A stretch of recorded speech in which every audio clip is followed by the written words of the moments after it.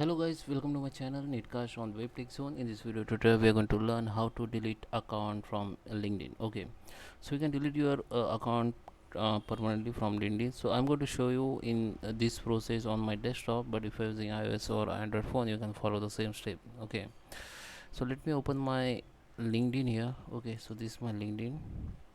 So first click on this profile icon and go to the setting and privacy,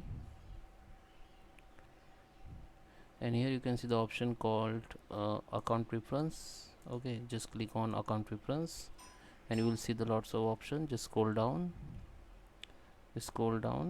and just come to the account management. Under the account management you will see the three options: merge your account, hibernate your account, and close your account. Merge account means if you have two accounts and you want to close one, so you can merge your next account to your primary account. Hibernate account means you can temporarily deactivate your account, you can reopen it anytime. And close account is permanently deleted your account. Just click on it. Now here you have to give the reason, so I just check the others and you can write the reason here and click on next.